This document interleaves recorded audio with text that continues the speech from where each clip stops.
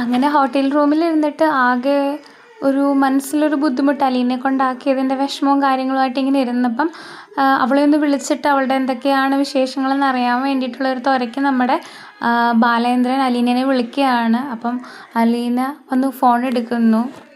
ബാലേന്ദ്രൻ ഭയങ്കര സ്നേഹത്തോടെ മോളെ എങ്ങനെയുണ്ട്, നീ കിടന്നായിരുന്നോ എന്ന് ചോദിക്കുമ്പോഴത്തേക്കിന് അലീന പറയാണ്, ഹേയ് കിടന്നില്ല, ഉറങ്ങാനായിട്ട് കുറേ നേരമായിട്ട് ട്രൈ ചെയ്യുന്നുണ്ട്, പക്ഷെ നടക്കണില്ല, ഉറങ്ങാനായിട്ട് പറ്റണില്ല. അപ്പോഴത്തേന് പുള്ളിക്കാരൻ ചോദിച്ചു, എന്തെങ്കിലും ബുദ്ധിമുട്ടുണ്ടോ, അവിടെ എന്തെങ്കിലും സൗകര്യം കുറവിൻ്റെ ആണോ എന്ന് ചോദിക്കുമ്പോഴത്തേക്കിന് പുള്ളിക്കാരത്തി പറയാണ്, ഏയ് സൗകര്യം കുറവൊന്നുമില്ല, എൻ്റെ കൂടുതലിൻ്റെ കുഴപ്പമേ ഉള്ളൂ, ഒരുമാതിരി അട്ടയെ പിടിച്ച് മെത്തയെ കിടത്തണ പോലെയാണച്ചാ എന്നിങ്ങനെ പറഞ്ഞു.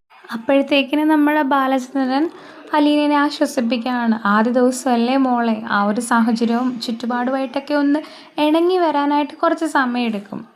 എന്നിട്ട് പുള്ളി എൻ്റെ ഒപ്പം ഇങ്ങനെ പറയുകയാണ്, മോൾക്ക് വേറെ എന്തെങ്കിലും ഒരു പ്രശ്നമോ ബുദ്ധിമുട്ടോ എന്തെങ്കിലും ഉണ്ടെങ്കിൽ ഒരിക്കലും മോളത് പറയാനായിട്ട് ബുദ്ധിമുട്ട് കാണിക്കരുത്. അപ്പം നമ്മുടെ അലീന പറയാണ്, ഞാൻ ഇങ്ങോട്ട് വരണമായിരുന്നോ എന്ന് എനിക്കിപ്പോൾ ഒരു സംശയം, എന്തോ എനിക്കതങ്ങോട്ട് ആ ഒരു സ്ഥലവുമായിട്ട് പോകാനായിട്ട് പറ്റുന്നില്ല, ഇതെൻ്റെ സ്ഥലമാണ് എന്ന് എനിക്കങ്ങോട്ട് വിശ്വസിക്കാനായിട്ട് എന്തോ ആകെപ്പാടെ ഒരു ബുദ്ധിമുട്ട് തോന്നുന്നു അച്ഛാ.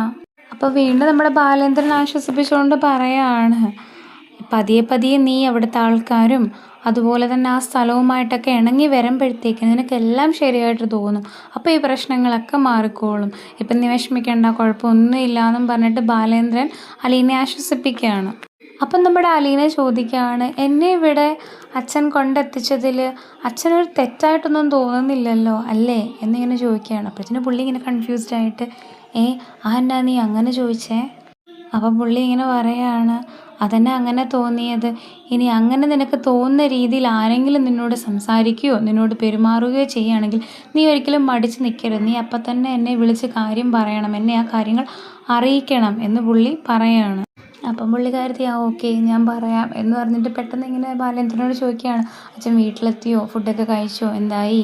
അപ്പോഴേക്കും നമ്മുടെ ബാലേന്ദ്രൻ പറയുകയാണ്, എനിക്ക് ഭയങ്കര ക്ഷീണം പോലെ തോന്നി, അതുകൊണ്ട് ഞാൻ പോകുന്ന വഴിക്ക് ഹോട്ടലിൽ ഒരു റൂം എടുത്തു, അപ്പം അവിടുന്ന് ഫുഡൊക്കെ കഴിച്ചു, ഇനിയിപ്പോൾ എന്തായാലും നാളെ കാലത്തേ ഞാനിവിടുന്ന് പോവുള്ളൂ എന്ന് പറഞ്ഞു. അതിനൊപ്പം പുള്ളി ചോദിക്കുകയാണ്, മോളോട് സ്റ്റാൻലി ജോസഫ് എന്തെങ്കിലും സംസാരിച്ചോ?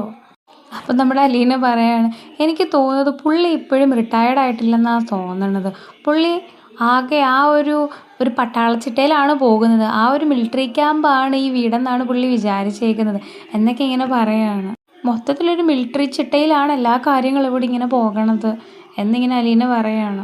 എന്നിട്ട് അവൾ പറയാണ്, ഒരു മിലിറ്ററിക്കാരനും അതിന് പറ്റിയ ആൾക്കാരും ഇപ്പം അതിൻ്റെ കൂടെ ഞാനും എന്ന്. അപ്പം ഇങ്ങനെ ബാലേന്ദ്രൻ ചോദിക്കുകയാണ്, ഒരു കറക്റ്റ് മിലിറ്ററി കമാൻഡിങ് ഓഫീസറിൻ്റെ പോലെ അങ്ങനെ നിൽക്കുകയാണല്ലേ പുള്ളി എന്ന് ചോദിക്കുമ്പോഴത്തേന് അലീന അത് തന്നെ, അച്ഛൻ പറഞ്ഞത് കറക്റ്റ് ആണെന്നിങ്ങനെ അലീന ശരിയൊക്കെയാണ്. അപ്പോഴത്തേക്കിനും ബാലേന്ദ്രൻ പറയണം, എന്തായാലും വേണ്ടില്ല, എന്ത് പ്രശ്നം ഉണ്ടായാലും നീ അപ്പം തന്നെ എന്നെ വിളിച്ചോണം, അതിന് നീ ഒരു മടി കാട്ടാൻ പാടില്ല, ഒരു വിളിപ്പാടകലെ ഞാനിവിടെ ഉണ്ടെന്നുള്ള ഒരു ധൈര്യത്തിൽ നീ അങ്ങ് നിന്നോണം. പക്ഷെ അത് കേൾക്കുമ്പോഴത്തേക്ക് നമ്മുടെ അലീനയ്ക്ക് ഭയങ്കര സന്തോഷം വരാണ്. പുള്ളിക്കാരത്തിൻ്റെ ഫേസ് അപ്പോഴത്തേക്കും ഒന്നുകൂടെ ഒന്ന് ബ്രൈറ്റായി ഒന്ന് ചിരിച്ചപ്പോഴാണ് പുള്ളിക്കാരത്തിന് സന്തോഷിച്ചിരിക്കുന്നത്. അപ്പോഴേക്കും അലീന ഇങ്ങനെ പറയുന്നുണ്ട്, എനിക്കറിയാച്ചോ എന്നിങ്ങനെ പറഞ്ഞു കഴിഞ്ഞപ്പോഴത്തേക്കിന് പുള്ളി ഇങ്ങനെ എന്നാൽ ശരി, എന്നാൽ നീ വെച്ചോ, നീ കിടന്നോ, ഞാൻ എന്നാൽ നിന്നെ രാവിലെ വിളിക്കാം എന്ന് പറഞ്ഞിട്ട് കോള് കട്ട് ചെയ്യാണ്. അപ്പോഴേക്കും അലീന പറയാണ്, അച്ഛൻ ഉറക്കമുളച്ചൊന്നും ഇരിക്കല്ലേ, പോയി ഉറങ്ങണേ, ഫുഡൊന്നും കഴിക്കാൻ മറക്കല്ലേ, മെഡിസിൻ കൃത്യമായിട്ട് കഴിക്കണേ. അപ്പോൾ ഇങ്ങനത്തുള്ള എല്ലാ കാര്യങ്ങളും പുള്ളിക്കാരത്തി ഇങ്ങനെ നമ്മുടെ ബാലേന്ദ്രനെ ഓർമ്മിപ്പിച്ചിട്ട് അങ്ങനെ ഫോൺ കട്ട് ചെയ്ത് രണ്ടുപേരും വെക്കുന്നു.